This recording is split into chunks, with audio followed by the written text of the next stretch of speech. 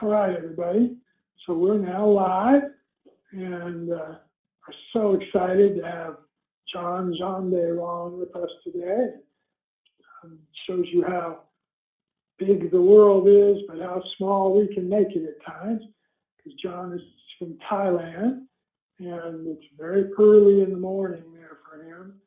So we thank him for being available this early. We thank all of you for coming. We'll go about an hour here, we try to be pretty disciplined to that time. I want to thank my helpers who are online with me here. We've got Mark. Mark is in Bangladesh, and Mark has been with me helping me do these webinars and all kinds of things for a number of years now. And then we have Arib, and Arib's from Pakistan, and Arib has been with me for about 6 years now, and helping with all kinds of things. And so they both feel like almost like sons to me. And then Aaron Larry is on with us in Ohio, and who else?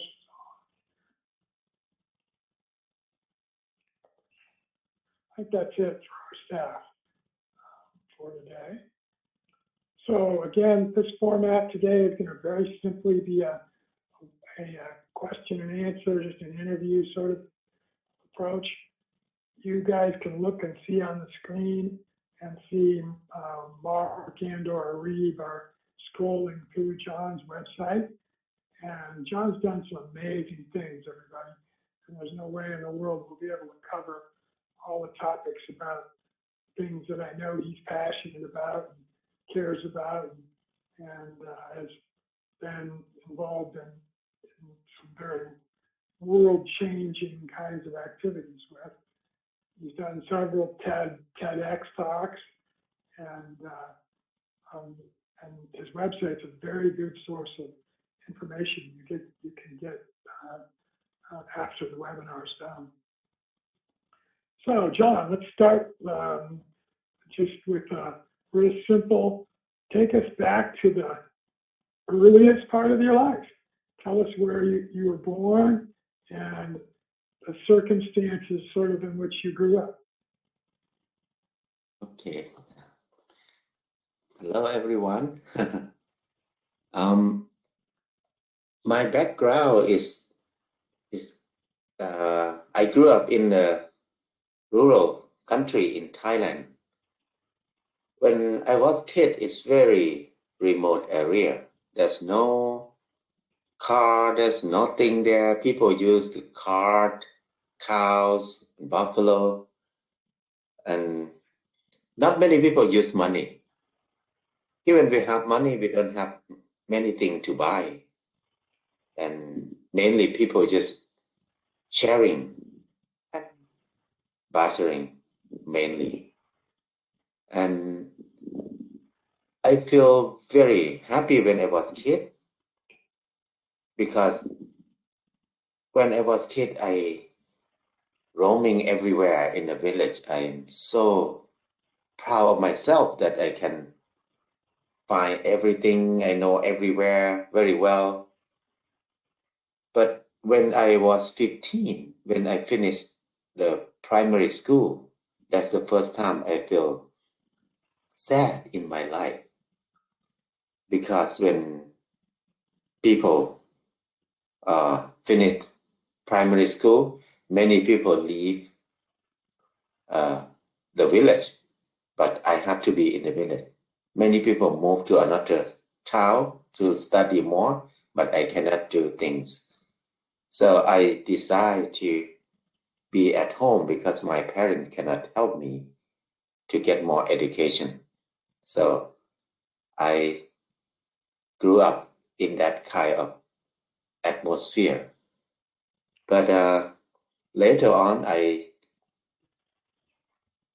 think I need to get more education. So I ordained in a Buddhist monk, in a Buddhist temple, to get higher education in the temple. It's free in the temple. I was a novice in the temple for 4 years. And then during that time, I moved to Bangkok to get a higher education. But after high school, I disrobed and I started to work in the city in Bangkok for 7 years. And I discovered that I'm not belong to the city anymore. I think the city is not for me. It's not my place anymore. I feel very lonely. I feel very hopeless as a person who not very clever. And I feel I cannot compete with people in the city. I can be only cheap labor in the city. I feel tired. I feel hopeless. So I went back home again. In the beginning, I think I don't want to be at home because it's poor. No money, no way to improve my life. But when I went to Bangkok, I think Bangkok is not for me anymore. And then I went back to the village again. So it's very confused at that time. Where to live? How can I live? Why I'm so different from people? Why I cannot live in the village? Why I cannot live in the city? What can I do where I will live?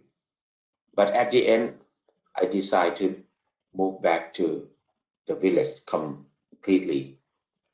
And then I discovered that, oh, the village is the best place to live. I experiment to do the garden, to do the building, to be self-reliant in the village. And I discovered that here is heaven. Why I have to run away from the heaven?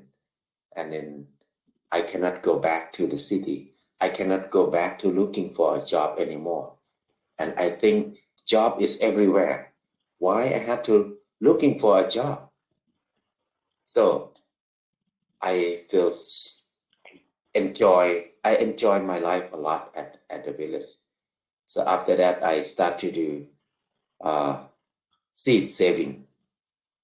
I think after I doing farming for many years, I think the seeds disappear from the community and from the world every year, never come back. We used to eat so many kind of food, many kind of plant and animal when I was kid, but now most of them disappear. We have a few things to eat. We eat only chicken, pork, and eggs and rice. That's the main thing we eat. So I think we need to go back to bring back our diversity of food. That's the way we should live. We have to enjoy our food more. We cannot just eat a few things forever. That's not stable. That's unsecure for us. So now I got a place in Chiang Mai, in northern of Thailand. They call Pan Pan. We call Pan Pan.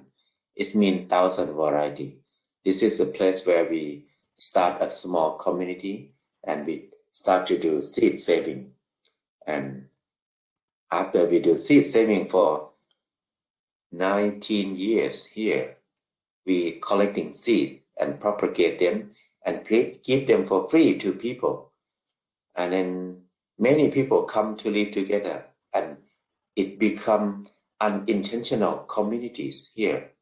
So we are about 20 people live together here and grow vegetable, live together, eat together, and it become a good family here. And now I start a bigger project with another friend. We set up a company we call Tham Thurukit Social Enterprise Company.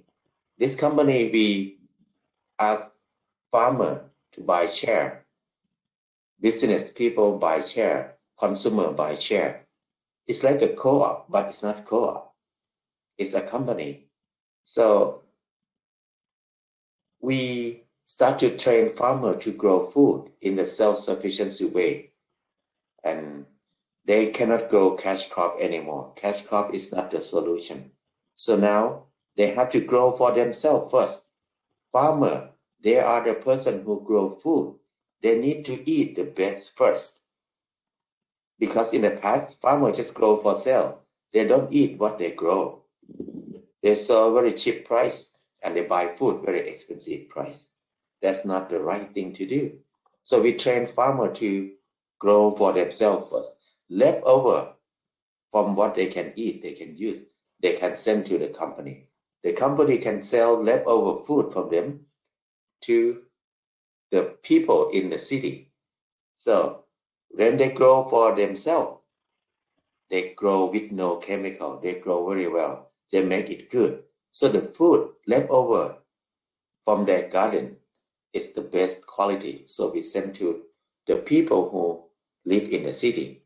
So this is the system that we make now. We call ทำธุรกิจ company.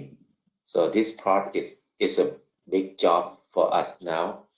So we use this company to propagate local seeds, local food, and then we educate city people to come back to eat local varieties more.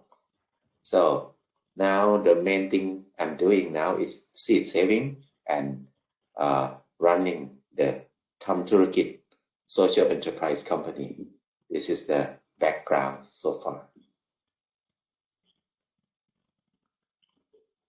Oh, that's a great description. Thank you much.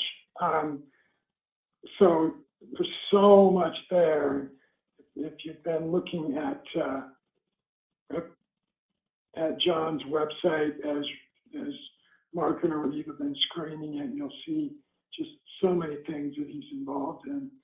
And there are just a couple little areas that are really interesting to me, only because I've been involved in it myself, that I'm going to ask John about here in a little bit. But first, I'm sure that a lot of the people on here listening are aware of seed saving and what that means, but give us a little more detail about, let's say, whatever given time of the year is the right time to collect a certain kind of seed. Tell us what you do with those seeds to preserve them so that when they are going to be used next, that they're still able to be planted and to produce. So tell us about essentially the collection process itself a little bit, which is probably fairly simple, and then the storage process and preservation really up until when they're used. Yeah, we do seed saving and mainly we collecting vegetable seeds mainly because in Thailand we try to create a small network with a few groups. Some group they do rice, they're saving rice varieties. Some group they're saving fruit trees, but we focus on vegetable. So mostly we collecting local or non-hybrid seeds. We grow all kind of plant in the garden. We save all kind of plant in the garden, like tomato, lettuce, beans, corns, and everything that we use in our kitchen. We plant them in the after rainy season because in Thailand the climate is different in each season. So in rainy season we plant something tall like chili, eggplant, basil, and something vine like beans and pumpkin, cucumber. So the vine And tall plants, they are rainy season plants. When we grow them in the rainy season, we don't need to take care of them much. They grow well. So this plant, we grow them at the beginning of rainy season. In Thailand, it's about June, July. And then we harvest the seed in about October or November, mainly November, we harvest them. And after October, it will be winter in Thailand. Start from November until February or March. So during this time in the winter, we will grow tomatoes, we grow lettuce, spinach, and basil, and most of vegetable in the garden. So we harvest the seeds in the winter during March, and after that it will be summer. Summer we stop growing because it's too hot here. There's more disease and less water. We have problem with water in the summer too. So the technique, the process to saving seed, we divide into 3 groups. The first group is the dry seeds, like the seed from corn, from beans, from lettuce, from kale or something like that. So the seed is dry in the pots. So we let it dry in the pots, and then separate the seed from the shell, and we can save it like that. But the problem of this dry seed is we have a lot of bugs lay eggs in the seed, and they will hatch when we keep in the packet. So mainly we just keep in refrigerators to make it last long. The second seed is the wet seed, like chilies, eggplants, pumpkin, this kind of seed. Mainly we cut them, open them when it's still fresh, and soak them in the water at least 2 weeks, and then we can clean them after that. Especially chilies, it's very spicy. If we soak them, the spiciness will be decomposed. So it will not spicy anymore after that. And when we clean them very well, we dry them, and we can save them. The last group of the seeds is the seeds with jelly. There's jelly wrapped around the seed, like papaya, tomato, or passion fruit. There's some jelly thing wrapped around the seed. So this kind of seed, we need to soak it at least 1 month. Soak in the water, let it decompose, let it rotten. It smells very bad. So after 1 month, we just stir it with the stick, and then the good seed will sink to the bottom. What we don't want will float on top. So we just pour it out and add more water and pour it out. Rinse it many times like this, and then we can dry them in the shade. When it dry for 5 days, we can save them. So this is the technique we save seeds. And most of the seed, vegetable seed, will last only 1 year in tropical because it's hot. After 1 year, the seed will not germinate anymore. So we need to grow every year. And the way to keep it last longer, just to keep in refrigerators. When we put in the refrigerators, it can last more than 10 years. So that helps a lot for us because we cannot plant all of them, because now we have many hundred varieties of plants that we save it. We can't grow all of them in 1 year every year. So we need to alternate them. This year grow this part, this year grow this part. So alternate like that. And the main thing we do is saving seed. It's not just saving in our farm, in our refrigerators. The way to make the seeds alive and propagate more is just to make the seed be in people's life. So we have to give away the seed to people as much as we can. The more people grow them, the seed will last longer. So if we keep alone, when I die, the seed disappear. So the way we do it now, just give seed to people and encourage people to eat more local variety like this. So it will be in our life and many people will grow them. So this is the way we think it will keep the seed alive longer.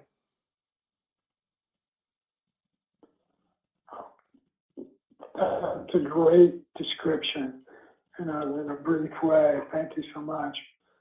Tell us a little bit more about the area in which you do live, where the farm is, and mainly not so much the farm, but what would a traditional, non-regenerative,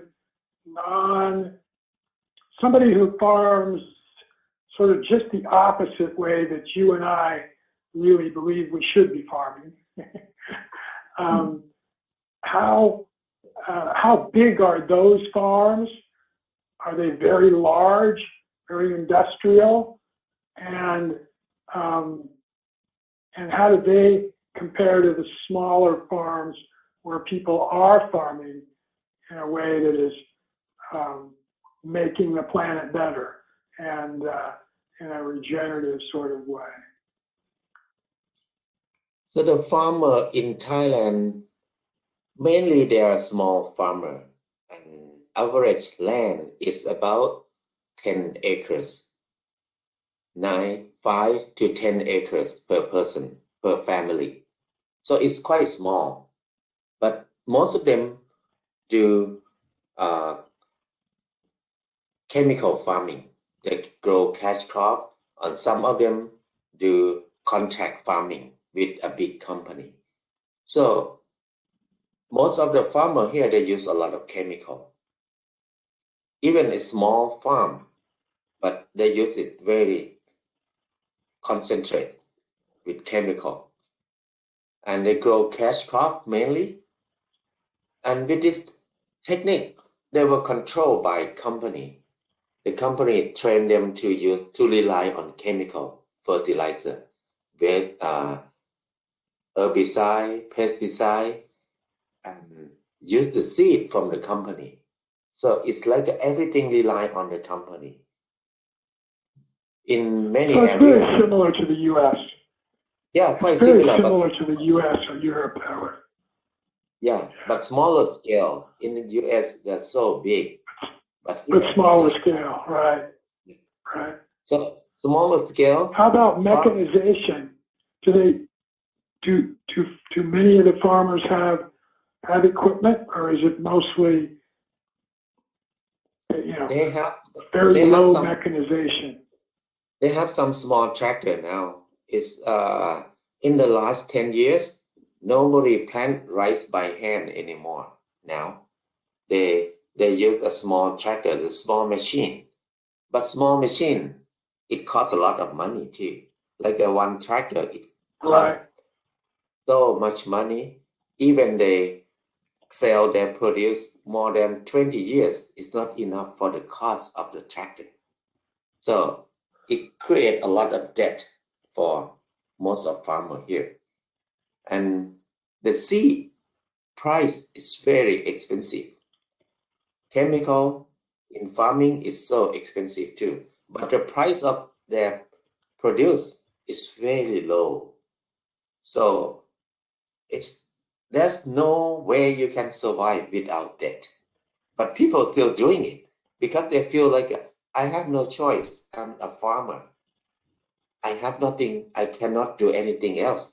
I grew up to be a farmer, so I have to do like that. That's what many people think, and they cannot change.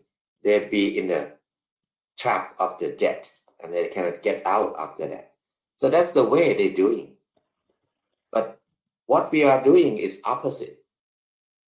We train a lot of people who join with us that we cannot do cash crop we cannot do monocrops anymore, because if we do that, we are a slave on our land. We use our labor, our land, our money to invest, to make the good thing and give to the company with very cheap price, and they sell very expensive price. If we do this, we cannot survive. So we need to change the way of farming. Now we come back to our land and train people to look at their land. And how can we design our land for ourselves first? The first thing we need to think about where we can get water. We need to dig ponds and have fish in the pond, and have a small garden, and have a small rice paddy field, and have fruit trees, and have forests. If we do like this, we will work less. We don't use chemical. We have food for our family first. Leftover we can sell. So when we start to train people to do like this, people start to have a better life now, because they have more income and working less, have higher yield, but less input, less investment. And with this technique, it's growing slowly, because not many people want brave enough to change the way of farming. So we need to do it to show people that how it works. Because when we talk with people that we want them to change, to grow in this way, they can't see it, they don't believe it.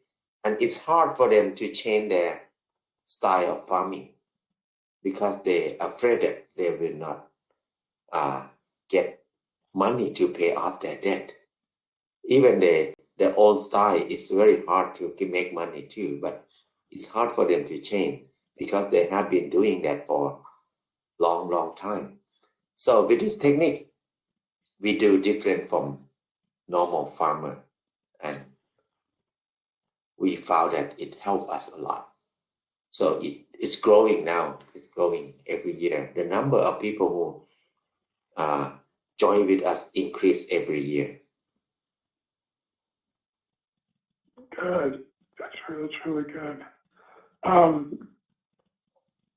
Tell us who some of your, let's just call them heroes, are, who are involved in the same regenerative, make the land better farming approach that you've, either read about or heard at conferences or whoever. What might be the names of some of those people that would be, that you would consider kind of heroes? There are many groups in Thailand who do something similar to us. There's two big groups that have very big roles in Thailand. The first group is the natural farming group. This group, they focus on sufficiency economy technique. So they did a lot of training. They have big network in Thailand. So they train people to design their land, which I associate with this group very close. So this group, they focus on designing their land, and they train people about how to make microorganism, how to make compost, how to use the character of the nature to help us farm, so we work less. And the second group is a religious group. It's Buddhist fundamental group. They call Shanti Ashoka group. Shanti Ashoka group. This group is quite big too. They are very serious. They are the first group in Thailand who train people to do organic farming. And then they are the first group in Thailand who encourage people to be vegetarian. And they are the first group in Thailand who make organic food cheaper than chemical food. So they are used to be very big in the past, but when they involve with politics, they have some conflict inside. Now they're smaller, but they're still very active. They still work very hard. So this group is very interesting group because they come back to the old way of Buddhism. To be Buddhism, we cannot kill. You're not allowed to kill. So to do chemical farming, you kill so many things. That's why they think about to be Buddhist, you need to stop using chemical and you have to be vegetarian. So they develop a lot of technique. They are the first group who promote microorganism, how to culture microorganism to use in farming. So this group is very big group. They have the spiritual part to lead people, to bring many people together, and then they promote one way of economic system they call meritism. Meritism is opposite with capitalism. Capitalism focuses on the highest profit, but meritism is focused on giving away. The more you're giving out, the more you success in your life. So they make their food, their products cheaper than normal in the market, because if they give away more, they feel lighter, they feel easier, they feel relaxed, and they get more friends. So they promote meritism. It's very interesting group. This is the two main group that have big influence in Thailand now. Okay. Yeah, that second group sounds very, very interesting. So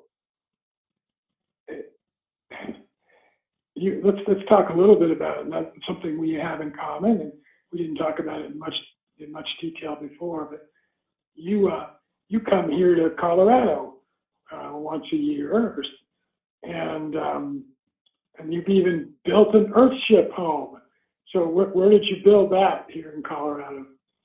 Oh, my wife's family, they bought a piece of land in Jefferson.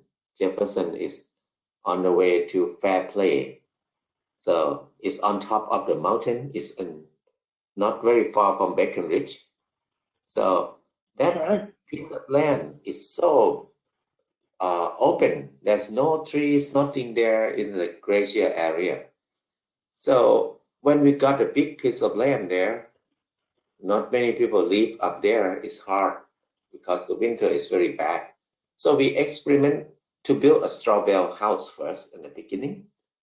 So we start with straw bale because I go there every year. So after straw bale, we start a small adobe building.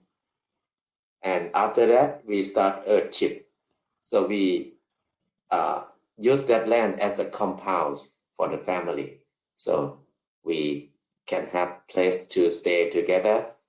When we go back to Thailand, we can have enough space for the family to be together there. And now it turned to renting house for people because many people start to be more busy now. So we did not go there often, and we just rent one building for people. But the Earthship, we rent the straw bale house, but the Earthship we still keep it, so we go there sometime. So that area is a learning place for us. How can we build in the cold climate? It's very cold, 7 months of snow per year. So it's very strong wind there. It's sometimes 200 miles per hour. So when this wind comes, all the semi truck have to stop. So it's very scary climate. The weather there is so scary sometimes. But it's good to learn about what kind of building will be fit with that atmosphere. We found that straw bale is the best. When we build straw bale, outside is minus 20 degree, but inside we can wear t-shirt inside. So it's so nice without heater, without the stove. We can be okay inside. So it's very nice. Doorbell, quite easy to build. And Earthship is good also. But I think Strawwell is better than Earthship for the cold climate. But Earthship is still good too. So I spend a lot of time in that area, in Fairplay, and then beyond in Buena Vista, Leadville area. So give me a little more specific. Can you see your place from Highway 285, or is it farther up into the mountains?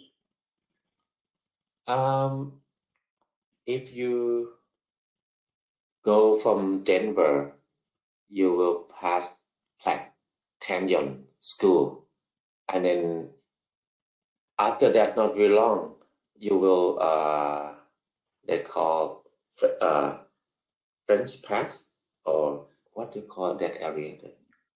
And then you will see the big open area. What do you call them? I forgot the name. That is a small town. A small town. They call Jefferson. Alma? Alma. A-L-M-A? Yeah, Jefferson is before Alma. Jefferson and Como and Fairplay. And from Fairplay, you turn right, you will see Alma, and then you go to Breckenridge. So we are at Jefferson. It's very tiny town. Not many village there, not many houses there. So it's very open in that area. We just go. I think I was trying to think if I know where it is. I think I do. I think I know the area. So, yeah. Again, small world. We're going to definitely have to try to get together when you're here in late March, and then we'll share some stories about places that we know of here and so on. So back to Thailand and what you're doing and what you're doing moving ahead. But let's focus on that for a second. What would you say if you could be doing it, that you would personally like to see yourself be doing in 5 years? Now I just focus on the ทำ ธุรกิจ company, because we start this company 9 years ago, and now we have about 15,000 people bought the share for this in this company. So we do a lot of training in the company. So it's a lot of work for us now.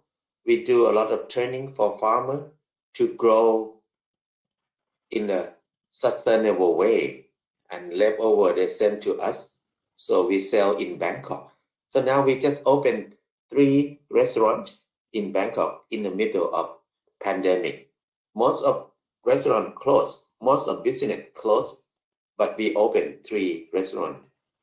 And in the same time, we bought a resort in southern of Thailand. So in this resort, we turned it into training center, and we still have some room for rent, like a normal resort. We have diving learning center there, and we have restaurant there too. So we have expand a lot of business now.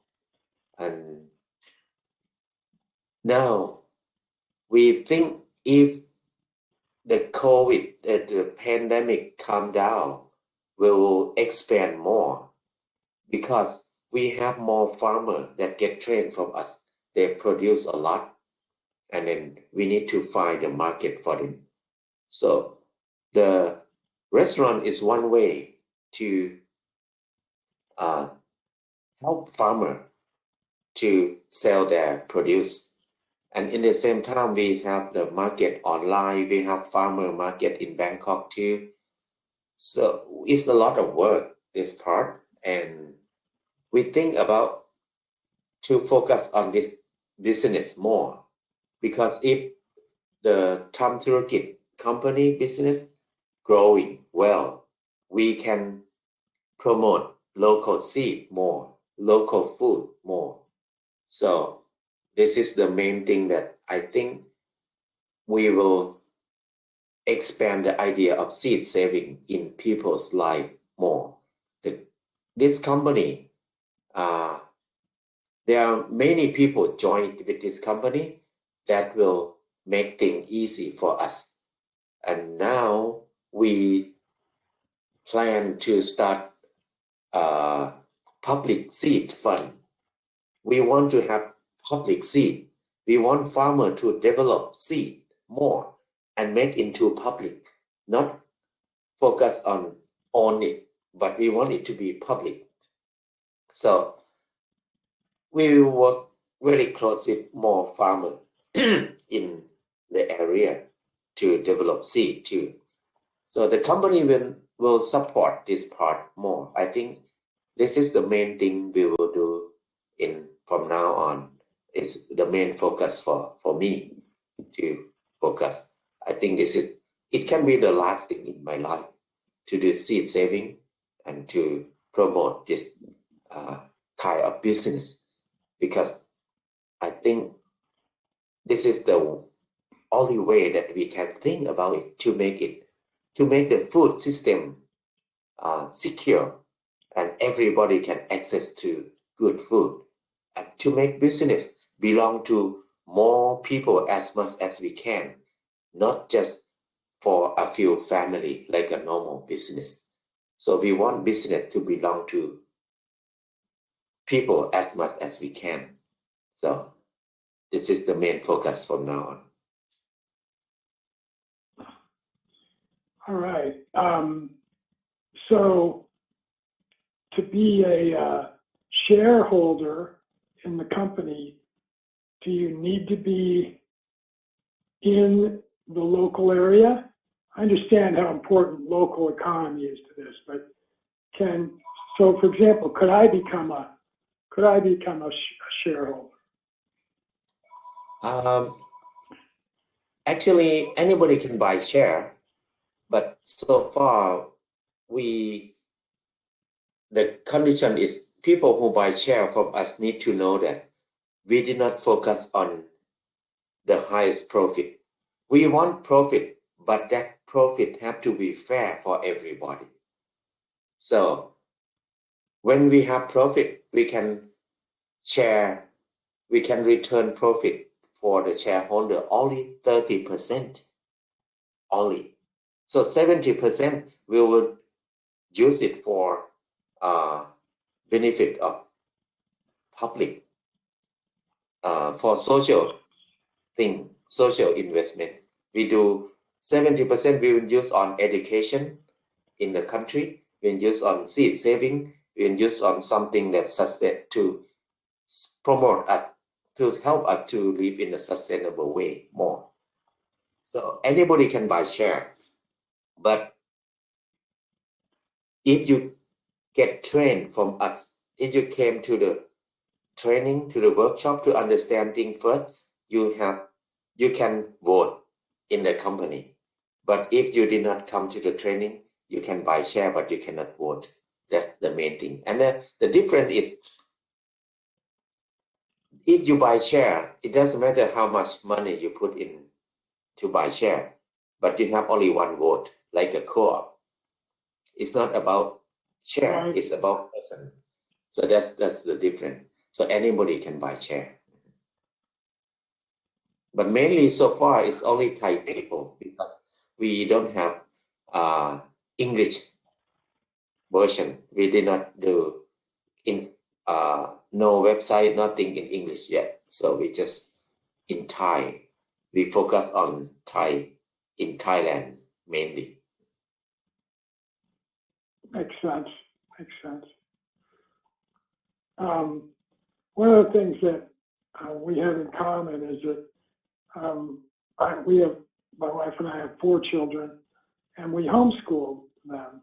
They're now all adults, and you sounds like you have some thoughts and opinions about homeschooling. Tell us a little bit about that. Yeah, I have one child, and we did homeschool for him.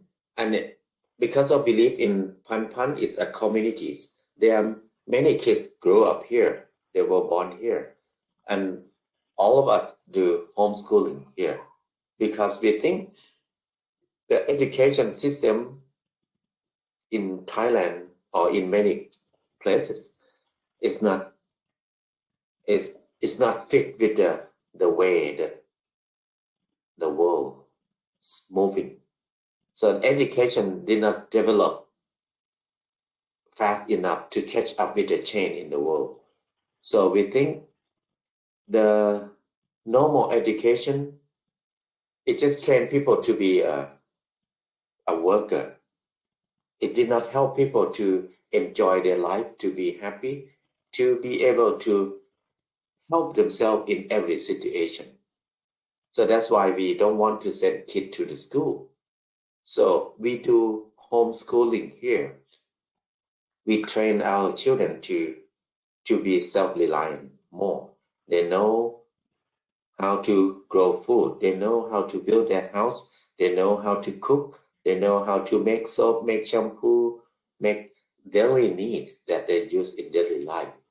And they learn how to do self-healing also. So this is the main thing that we focus on education at the farm. If people learn how to be self-reliant, at least in the 4 basic needs, food, shelter, daily needs, and healing, this is the base of life. If we have skill to access to these 4 basic needs, I think we have the good base. And then after that, we can learn anything outside. If you want to be a doctor, you can learn to be a doctor. You can learn to be anything after that. But we need to have good base. But in the normal education, we have no base. We become specialists only one thing, but we cannot survive if we have no job. So I think that kind of education make human have very limited choice in their life. But if we have good base, it's like we have a good roots, we will be more stable. When we have stable life, we can develop ourselves in the way we love easily. We can be ourselves more. So that's why we feel like the normal education is not fit with us anymore. We need to create our own education system, and then in the same time we have to be able to live in the normal world too. So that's why in the beginning they need to learn about self-reliance first, and then they can learn in a normal thing in a normal world. So this is the thinking about homeschooling for us. Makes sense, and it is quite different than sort of a normal approach where sort of teach reading, writing, arithmetic, and then you start to teach some other things. In this case, hey, the first thing you should teach is how do you stay alive? You know, how do you feed yourself? How do you get water? How do you make shelter for yourself?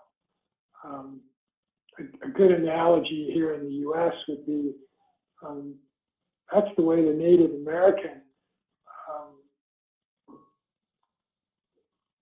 educated themselves for thousands of years, and it's a dying sort of way to educate, but a topic you and I could talk a lot more about. We just have a few minutes left here.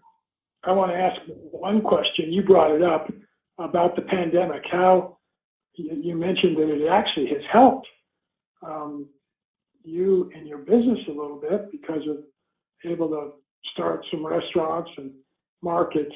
But just generally, how more than anything, how is it now? Is it winding down? Do you believe, or what are you seeing throughout your area? Now the pandemic in Thailand is increased. It started to increase again after it calmed down a little bit. When Omicron come, it increased very fast now. So it's it creates a lot of conflict in the countries too, because many people have different thinking about the pandemic. And actually, in our network, we are not worried much about this because we have so many herbs that help us. So, but we cannot talk in public because the government don't allow us to talk about the herbal plant, about local wisdom to help ourselves. But it worked very well. We use a lot of herbal things to help ourselves. And then I think the pandemic is some situation that help us a lot. In the past, we talk about self-reliance, we talk about coming back to the land, we talk about sustainable way of living. Not many people interested in what we are doing, but when we have pandemic, many people come back to the farm. They were kicked out from the city. They come back to the farm, and then they start to learn from us more and more. We are so busy because so many people contact us. And then when they come back to the farm, they found that life is so nice to come back home. They can grow their own food. They can be with family. They can feel secure, more secure. Many people feel like, why don't I come back before this? Now I'm getting old. I discovered this when I old.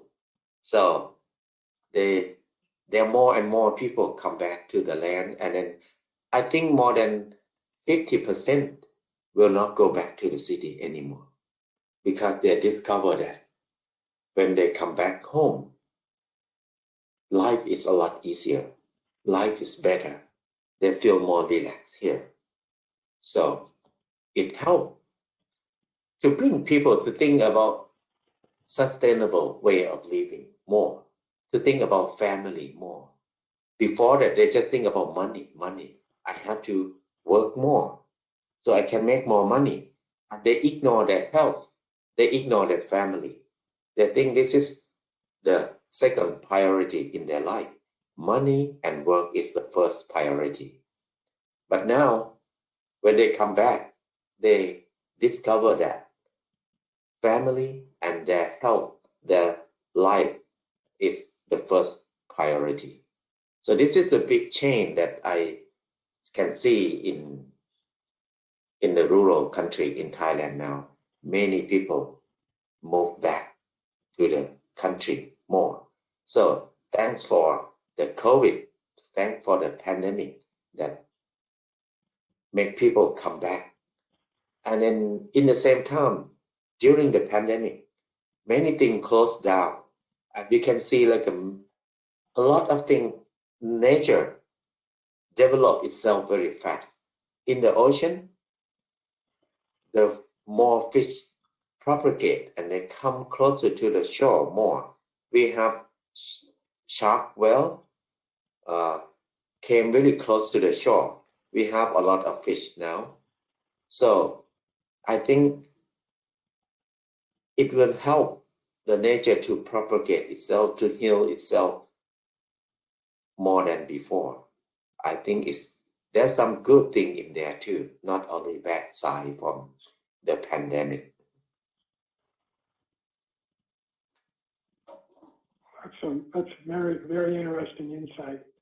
Let's sort of open it up, maybe just even to my staff or to the audience. Let me just encourage you to ask some questions here for John. He's given us a lot of amazing insight, and he has a lot more. So, just put your questions into the question box, and we'll get them answered. We've got about 5 minutes left.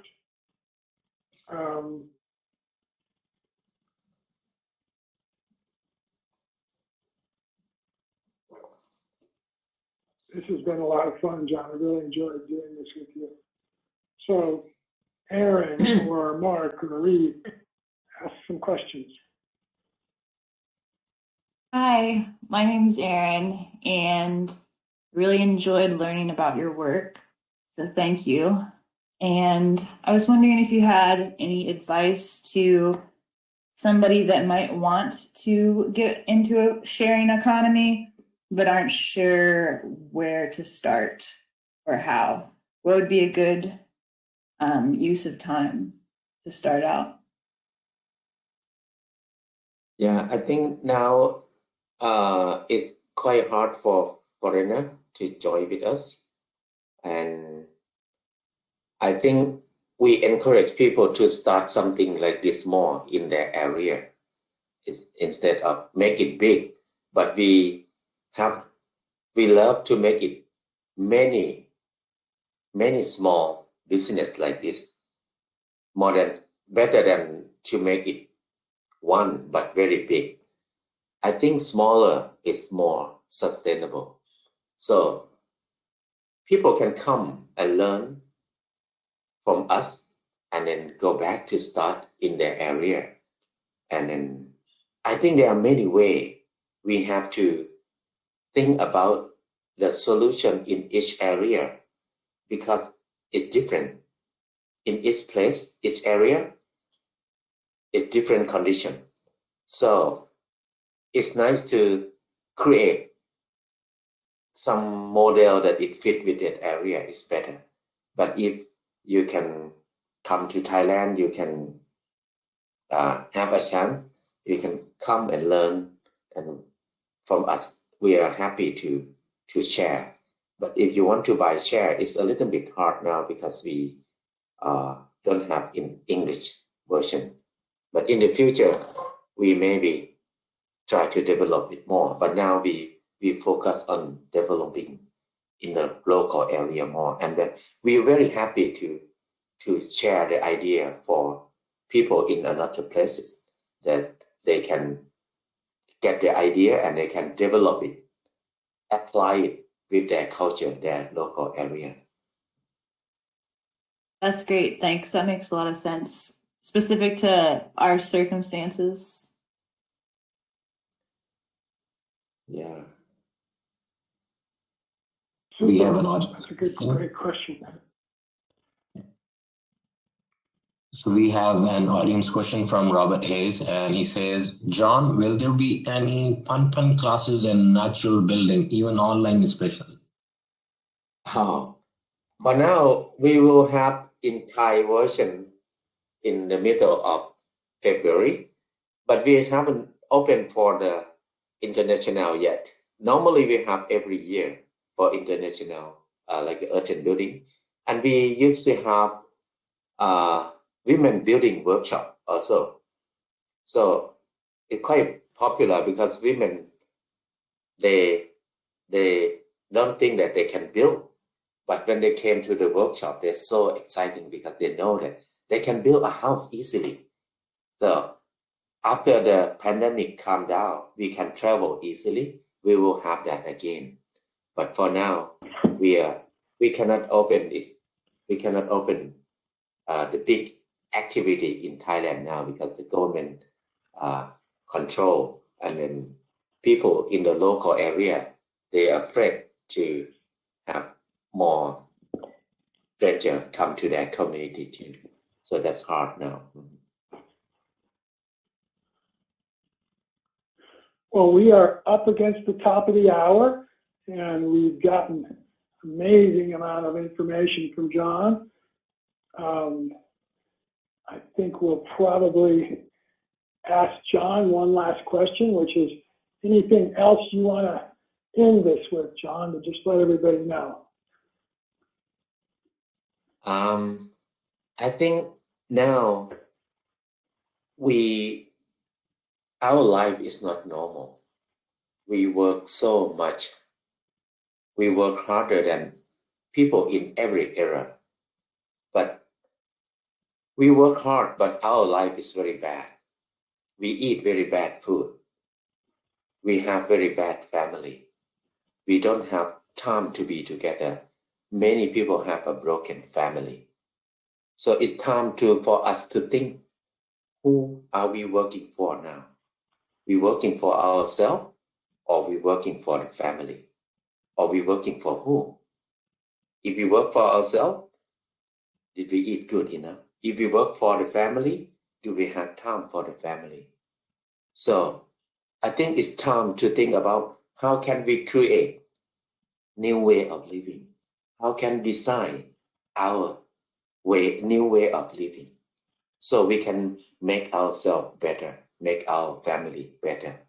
I think if many people think about this more, we will discover more solution, more way. More people have more choice. I think if we start to think about this more, it will be more fun for us to create new things for this world. Thank you. What a great way to end this. All right, Mark, why don't you go ahead and take us out. Thank you, everybody. We have our next webinar coming up in the near future, and we look forward to seeing you then.